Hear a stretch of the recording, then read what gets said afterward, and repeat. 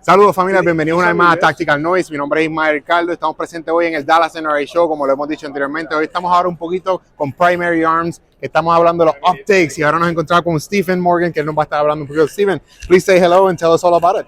Hey, thanks for coming to the booth first off, coming out to the NRA annual meeting 24. It's been a great show so far. We've got a lot of new stuff, pretty much everything that we announced at SHOT Show. We have here at the booth, so anybody who didn't get the opportunity to play with it there can come and play with it here. So. Yeah, I was playing a little bit over there with some of your sites. Yeah, so we've even got a simulator up where you can actually shoot them inside and see, the advantages of like our Vulcan reticles or our 1X microprisms, our LPVOs, all that stuff. So it's been sweet. It's been a blast. Like everybody in the booth keeps trying to rotate out and see who can beat each other's score. Yeah, well, we had a small challenge, but we never make it yet. We'll finish. We'll finish later on. So some of the big optics that we announced in Vegas at the beginning of the year at SHOT Show, we've got some new microprisms, we've got some new red dots, we've got new LPVOs. Some of the biggest ones are like our new MD21 series. Wow. So with the MD21s, we're actually doing a GLX and an SLX version. So for people that don't know, our SLX is kind of our entry level, our GLX is our mid-tier, and PLX is our premier glass. So with the GLX and the SLX and the MD21s, the GLX has a solar failsafe on it. So the solar panel doesn't charge the battery that's in there, but as soon as there's enough light on that panel to produce 3.2 volts, it actually switches the power supply for the LED to the solar panel. And then once that light dims down, it seamlessly switches back to the battery. So whenever you're outside, your battery almost lasts forever. So for us that live on a tropical island, will probably last forever? Yeah, you'll probably never kill your first battery. Like it'll just go forever. Good advantage to have on that one. It is. It's huge. And it's actually like the lights inside here, that's enough light to make this function just off the solar panel alone. Oh, that's perfect. It's pretty slick. We do two different versions of each of them. So we just do a standard red dot that's a regular 2 MOA dot, kind of like everybody else. And we also have our ACSS CQB reticle. Okay, so CQB ready. Anybody who's familiar with the CQB, like we had in the MD25, you have a horseshoe, a chevron, and then a BDC. Okay. What makes it different in the MD21 is you can actually select which parts of that reticle are turned on and which are turned off. So if you just want the chevron center aiming point, you can just have that. If you want that and the BDC, you can turn all that on, that and the horseshoe, or everything on all together. You can select it for whatever you're doing. That's pretty variant. A lot of variety within the same sight. So you can choose. It is. It makes it like if you're shooting shotgun, I would just do the single center point and the ring. It'll give you a good approximation of the spread. If you're really going for precision, just the single center point. If you're going to be shooting a little bit more distance, then you can turn the BDC on. But yeah, it's super versatile, so you don't have to have multiple optics doing multiple jobs. This one will cover pretty much everything. Awesome. And the question is, does the riser come with it, or is it separate? So this riser is actually a new riser for us. Okay. This is we call it internally the tall boy. Yeah. It is a 204 height. I wonder why. Yeah. Well, so everybody's talking about co-witness, right? Like absolute lower 1/3. If you want to co-witness with something this tall, a lot of times the bottom of the optic will actually get in the way of your sights. We've actually made it tall enough so you can co-witness your irons through the mount itself. Snap. And then if you have an ocular inclusion, if there's mud or dirt or whatever on your lenses that's stopping that, if you're trying to co-witness through your optic, you still can't see through it. But since there's nothing in here, there's nothing to obstruct the view or dirt to get stuck on. Awesome. You'll always be able to see through it. That's awesome. But it does come with standard. It comes with 2 different height mounts in the box. It's just a standard absolute and then a lower 1/3 co-witness. And then this is one of the accessory pieces. And that's looking very nice. I like the mount and the setup of everything. That's pretty cool. Awesome. We need to get one. Some of you need to buy some of these stuff too. Yeah, so. For sure. If you're looking for a new red dot, the new MD21 series is definitely something worth looking into. Yeah, and since the competition industry has risen in Puerto Rico as well, a lot of shooters are starting now to use this kind of platform, and they need red dots that can actually do what you were saying, 3 different distances within the same sight or reticle. So it definitely bring a lot of benefits.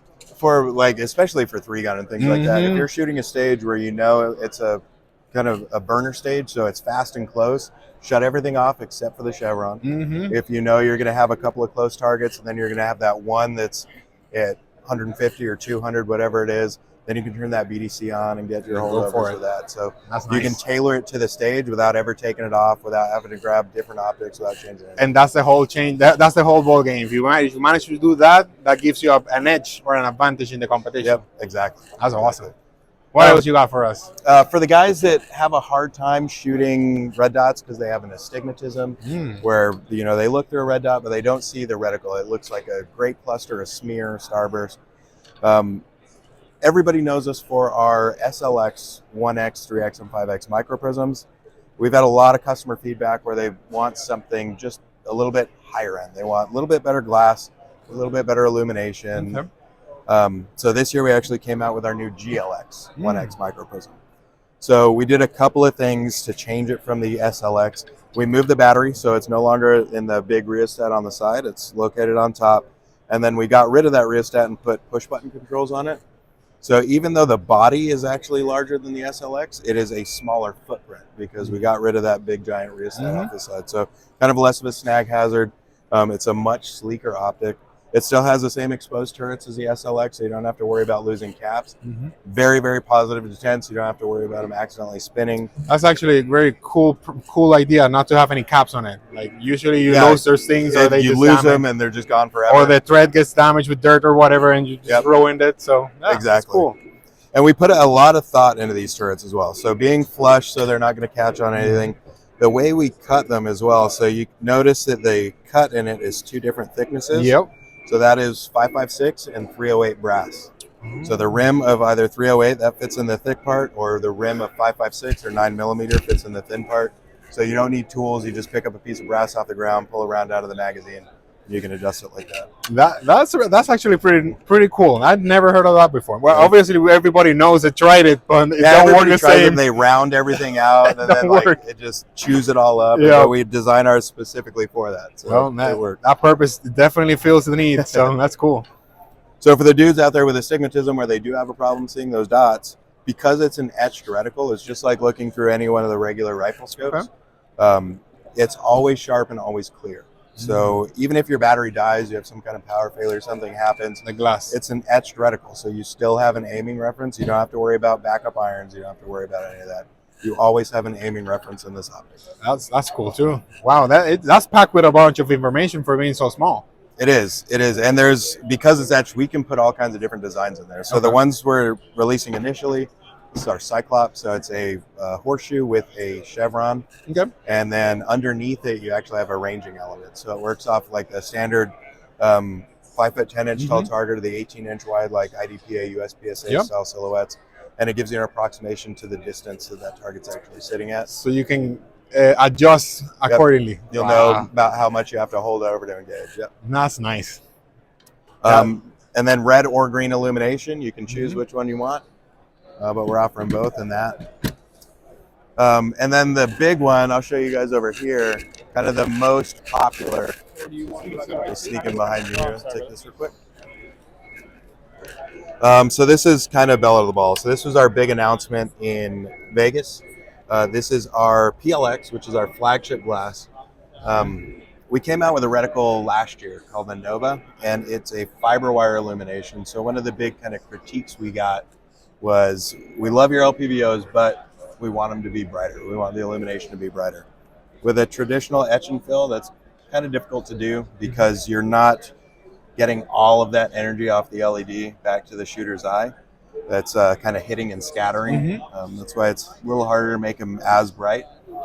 With the Nova reticle being fiber wire, we're actually taking a piece of fiber optic, running it through the reticle, and then pointing it back towards the shooter. So when you turn the illumination on, it's taking all the light and pumping it back to the shooter. So you can see, I'll turn this thing on. It'll be way too bright for what we would actually need in here, but you can see looking through that thing.